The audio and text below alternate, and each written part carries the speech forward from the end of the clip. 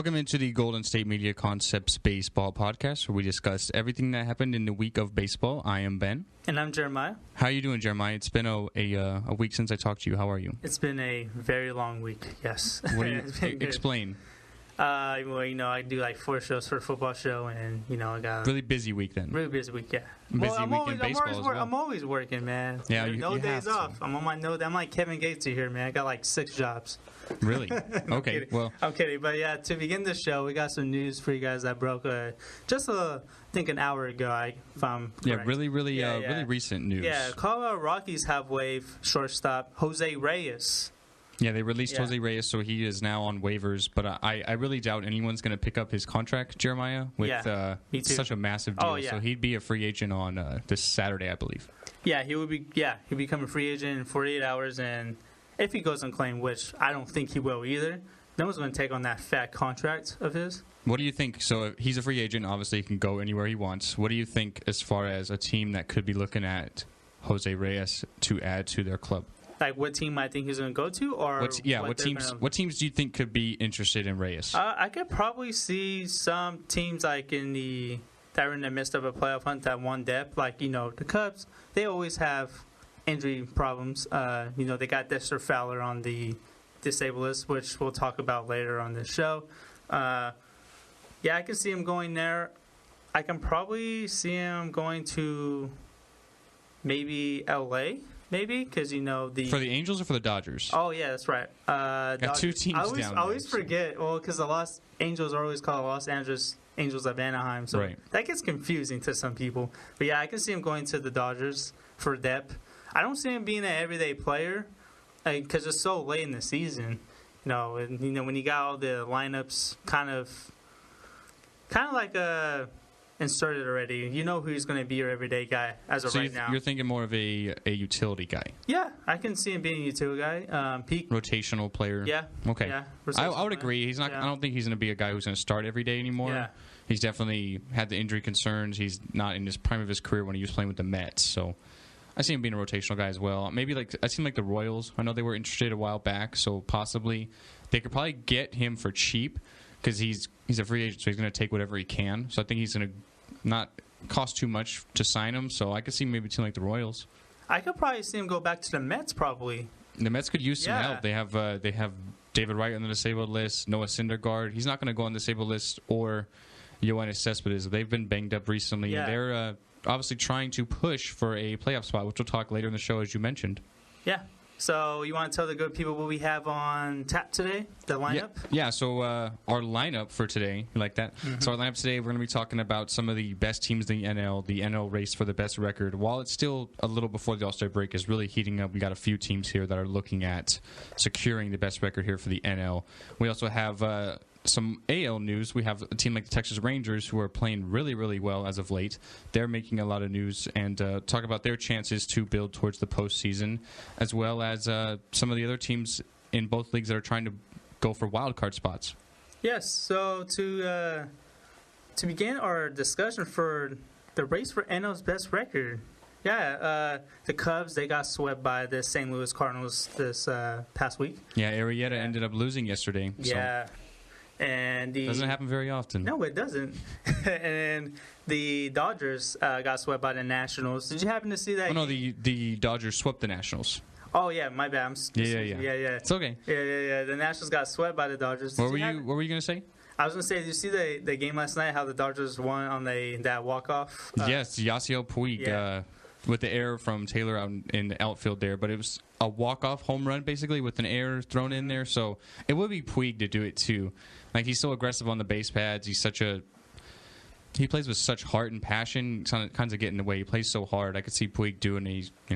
It's interesting. Doesn't happen ever, really, so. Yeah, that was a pretty bad night for Michael Taylor out there in center field. Not only did he whiff on that play, but he also whiffed at the plate, also going 0 for 5 of 5 strikeouts. He just wants to totally forget about last night, period. That's the more than a golden sombrero there, but yeah.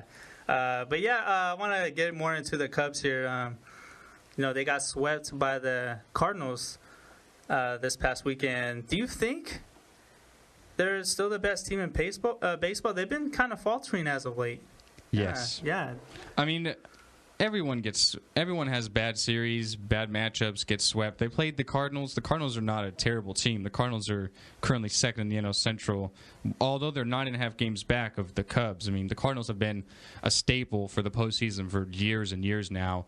They're not a bottom feeder of the league. You know, they're not. It's not like it's got swept by the Brewers or something. Then we would probably have a discussion here.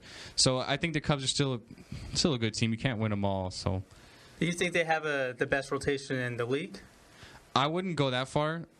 Rotation? I wouldn't go that far. I mean, definitely at the top of that rotation with Arrieta and Lester, they're looking really, really good. You could also argue, though, a team like maybe the Giants, though, with their sort of three-headed monster with Madison Bumgarner, Johnny Cueto, and Jeff Samardzija. But I mean, the Cubs, that's what they are built on, is their pitching, and that's what's really propelled them so far in the early part of the season. So anything's possible, and hopefully they don't have any major injuries. So they already have one with Schwarber, but they've seemed to have not had that affect them. They're still the best team in baseball record-wise. So, we'll have to wait and see. But yeah, and then not only that, they also have good depth and for the lineup. They got Dexter Fowler on the 15-day deal, which I previously mentioned, and they got Albert Almora Jr. and Javier Baez. Some of their top prospects they've been the top prospects the past few years in the organization. They also acquired Chris Coughlin from the A's, so he provides depth in all kinds of positions from third base, outfield. Can even play a little bit at second base. No surprise there that the A's are trading away their players. It seems what they do every single year. Yeah. So, yeah, and I think, honestly, they have the best rotation in baseball. And they are the best team on paper. But a question is, though, will they win the Fall Classic? Because, you got... Well, it's been a while since they did it last. Exactly. Let's go start from there. Yeah, not only that, but when this team is going to the playoffs, they're going to go against, the Nationals 1-2 punch, Max Scherzer, Steven Strasburg. Not only that, the San Francisco Giants 1-2 punch, Madison Bumgarner, Johnny Cueto, and Jeff Samardzija. So you can say it's a 1-2-3. And, if the season were to end today, the Dodgers would be a wild card team. So there could be a chance that if they were to win that wild card one-game series there, that they would be going up against Kershaw a couple times, which, I mean, Clayton Kershaw, you would think he's at the top of his game, and then he just continues to impress you more and more each year. Like, I thought he couldn't get any better than he was when he won the MVP, but I feel like now, this season, you think he's even better than he was then. So, I mean, that's always scary when you could have to face Kershaw maybe 2-3 times in a series. So, I think it's scary to face him once. Well, yeah, but you'd have to face him at least 2-3 times. Yeah, so. At least. Not only that, you got Bumgarner, who's probably been one of the best pitchers in playoff baseball in recent memory. But going back to the Cubs, they got a 47-23 record, which is, I say, a couple games ahead of the Giants, 46-27. Yeah, so they do have like a 3-4 game differential right now as it stands. And when I look at the Cubs, you mentioned my chance for them to win the Fall Classic. That's really, in my opinion, they have to have the mindset of win it all or bust. Yeah. Because they got so close last year, made the playoffs, had a great season, that really that next step in their progression has got to be to win the World Series. Yeah. Or at least get to there, because they didn't even get there last year. So that's got to be their next step, is to win the World Series. And they... Obviously, you mentioned one of the best teams on paper. They do have the team to win it. So yeah. Now, they are so ahead of their progression because they weren't even supposed to make the playoffs last year. They thought this was the year to do it. They're just a year early. It was just amazing. They were a year early last year, and now now people are looking at them like, okay, you were a year early. Now it's not. You have no real excuses here. You have to really perform well. So. Yeah. Then I really do see it. I think it's World Series or bust for the Cubs here. And not only that, that city has not had a championship in baseball in like 110 years. Well, for the Cubs, yeah. Yeah, for the Cubs. That's what I said in baseball. Yeah. Yeah. So do you think the Cubs are still the best team in the NL? We have the NL race going down here. Top 3 teams: Nationals, Cubs, and Giants. Who do you still think the Cubs think the best team right now? On paper, they are the best team. My biggest concern for them is when they face these other teams like the Nationals and Giants, possibly the Dodgers, that you said in the playoffs. Like, can this team perform against the best pitchers in baseball. Because you got Arrieta, you got Lester, you got Lackey, you got Kyle Hendricks, who's been solid. Jason Hamill, probably the best fifth starter in the league right now, I think. And it just worries me how this team has performed, might perform in the playoffs. Because, you got the Nationals. They're probably one of the toughest lineups in the league. In my opinion, the best hitter in the game, Bryce Harper. That too. They got the best player. To me, best player in the game. And you got the Giants. 1, 2, 3 punch. Madison Bumgarner, Johnny Cueto, Jeff Samardzija, and it's an even year for them. So they got that little superstition going on. Yeah, they got that hoopla going for them right now. So that's my only concern is how this team will perform in the playoffs. I have no doubt that they will probably get 100 wins this season, but I'm just more concerned about the way they perform in the playoffs. Okay, that's what it all comes down. That's what it all comes down to. That's fair. Yeah. So we are going to take a quick break here at the Golden State Media Concepts Baseball Podcast, and we'll be back on the other side of the MLB in the American League talking about a team that's having a great season to date. We'll be right back, and don't go anywhere, guys. Tired of searching the vast jungle of podcasts? Now listen close and hear this out. There's a podcast network that covers just about everything that you've been searching. Hey! The Golden State Media Concepts Podcast Network is here. Nothing less than a podcast bliss with endless hours of podcast coverage. From news, sports, music, fashion, cooking, entertainment, fantasy, football, and so much more. So stop lurking around and go straight out to the Golden State Media Concepts Podcast Network. Guaranteed to fill that podcast itch. Whatever it may be. Visit us at www.gsmcpodcast.com. Follow us on Facebook and Twitter, and download us on iTunes, SoundCloud, and Google Play.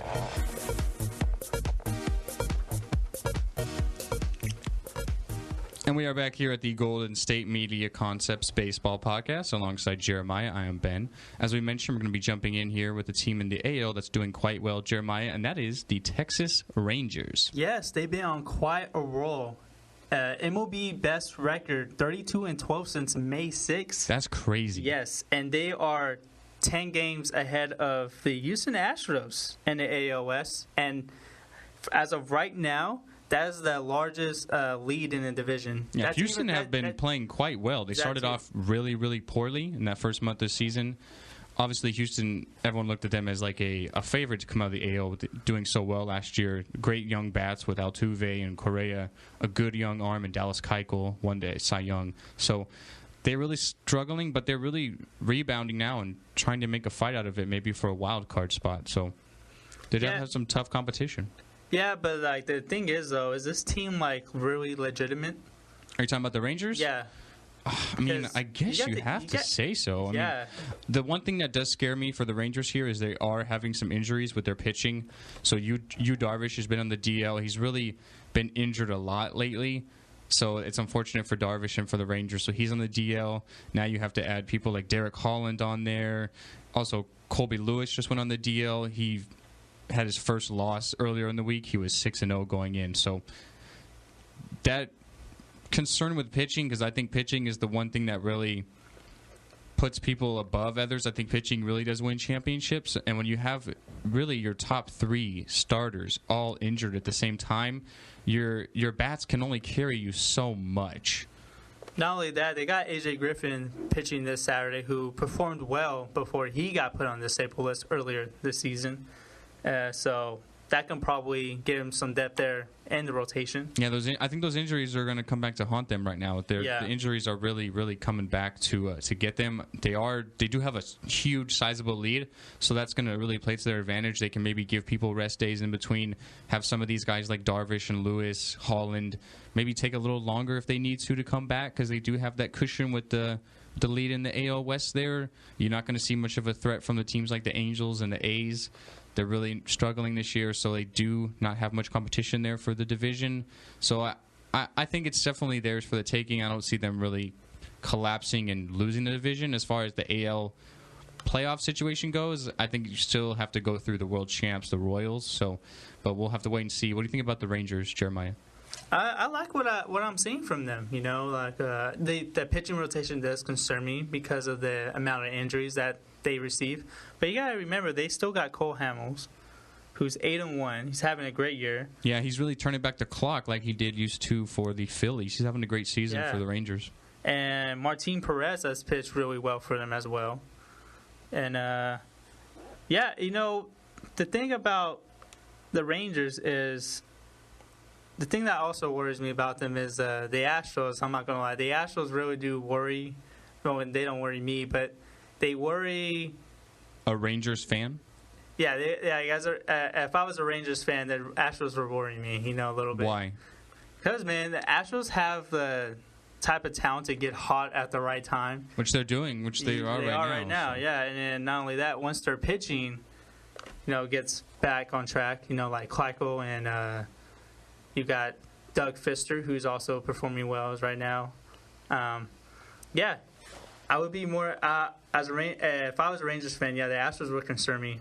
So what do you think about the Rangers though? Do you think they still are in the prime position here, and they still are the best team in that division, and they're having a great season? But do you think they can really keep it up? That's another thing that concerns me too. Is I don't know if they can keep it up, honestly, because you know they got the rotation is decimated by injuries right now.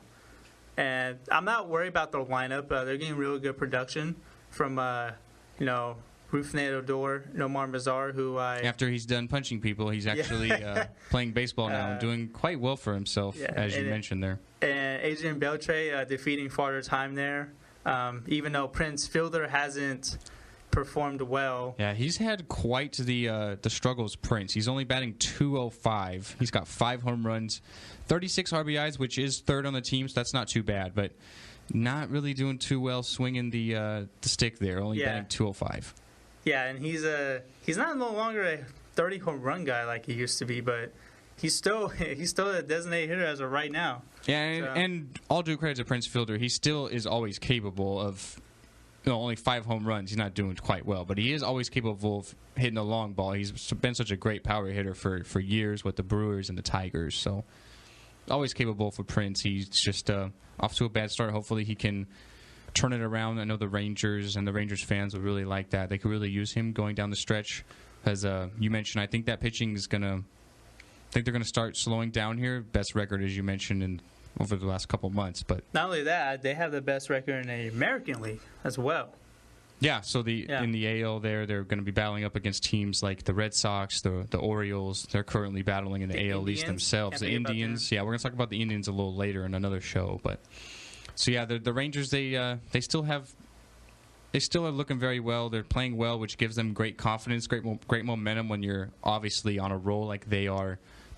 33-12, so last few games. That's always great. So I'm actually, if I was a Rangers fan, I would actually be worried about the Seattle Mariners as well. Because remember, that at one point they were leading the division with that lineup, and the rotation was doing really good as well. Yeah, what do you like with the Mariners? I mean, obviously they have the stars like Felix Hernandez, Robinson Cano, but what do you like about the Mariners? What I like about them? I like the way their rotation has been playing. James Paxton has been playing really well ever since Felix Hernandez got on the DL. I like the way he's been playing because he was regarded one of their top prospects coming in. The Rangers, not the Rangers, I'm sorry. The Mariners, they're currently at 36-36. They're right at 500, but they've really struggled. They lost their last 5 games. In their last 10, they're 2-8. Yeah. So they sort of going in the opposite direction of the other 2 teams that are front runners in the AL West with the Rangers and the Astros. Both of those teams are 8-2 in their last 10, so they've 6 games back in that stretch there. That's really hurt them, but they still are fighting for a wild card spot. So. Yeah, well, that lineup is scary enough. I think that's probably the best lineup in that division, and that's saying a lot because you got the Astros as well, because these players have a little more experience. They got Robinson Cano, Corey Seager, Kyle Seager, his brother, is doing really well after a slow start. Lenoir Martin. He's on pace for a 2020 year. He's not a home run hitter, but they're getting really good production from him at the leadoff spot. So, yeah, I really do like them. I I think they can make a late season run. They have the talent. The Mariners. Yeah, the Mariners Okay. can have a late season Once they run. get some of their injured guys back, Yeah. absolutely. I could see it happening as well. Definitely, you can't count out people like Hernandez and Cano. They're such great leaders as well, so the young guys can really learn from them. So I would agree with you on that. But I think it could possibly turn into a three-team race late in the season. Yeah, so the Astros and Mariners are only separated by half a game right now. So, and then we mentioned we thought the Rangers would sort of fall back there. 10-game lead, that's a lot, but we think they're going to sort of slow down. So you never know. We'll have to wait and see what happens. Okay, yeah. All right, so we're going to take our last commercial break here at the Golden State Media Concepts Baseball Podcast, and we will be right back. So just listen to a word from our sponsors. We'll be right back, guys. Are you looking for the very best NFL and college football podcast? Then check out the GSMC Football Podcast. Get the latest football news both on and off the field. From the NFL Draft to trades to the rumor mill to the NFL Combines. They got you covered. That's GSMCpodcast.com/football-podcast. Get updates on college rivalries, game day insights, and much, much more. It's football talk the way you want it. This show eats, sleeps, and breathes football. Don't forget to like them on Facebook and follow them on Twitter. Visit GSMCpodcast.com for more info.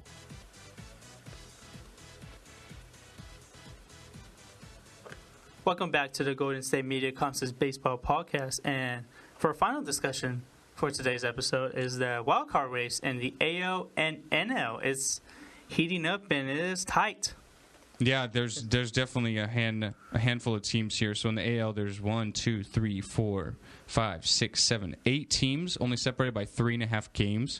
So obviously right now we have the Red Sox and the Blue Jays. So 2 AL East teams looking out on top of the AL wild card race as it stands right now. But not far behind is the Royals. Detroit's not far behind. Houston, we mentioned. Seattle, Chicago White Sox, and the Yankees. So they're not too far behind there on the AL wildcard race. And then over here on the NL side, we currently have the Dodgers and the Mets leading that. But then we have St. Louis, Miami. They're only 1 game back, and Colorado is 4.5 back. So, Jeremiah, right now we have the Dodgers and the Mets in the NL, and the Red Sox and the Blue Jays in the AL. What do you think it's going to take for these two teams in both divisions or in both leagues, I should say, to remain on top for the rest of the year after the All-Star break? Well, going to the AL, I don't really see Boston really faltering. I think they're a playoff team. Did you see what this team has done early in the year? Their hitting is just unbelievable. They're hitting. They're getting good production from their pitchers. Yeah, I just don't see them. The Blue Jays, though, a couple of their sluggers kind of struggle to begin the season. Like Russell Martin, I think he was hitting below the Mendoza line. Troy Tulowitzki's only hitting like 215. Yeah, he's having a really bad year. So if they can get production from their sluggers, from their big name people, veterans, I think they have the talent that can make runs. You see it from this team last year. They went all the way to the ALCS. And not only that, the thing I also like about the Blue Jays is they're getting really good production from Michael Saunders as well, who hit 3 home runs last weekend and 8 RBIs. So that was a really good game for the former top prospect in baseball. But for them to keep these 2 spots, they're gonna have to just keep doing what they're doing. Honestly, because it's really tough to. I don't know. I'm really excited to see how this race will shape out in the end of the year, because you got the Royals. They are always in it for the past couple of years.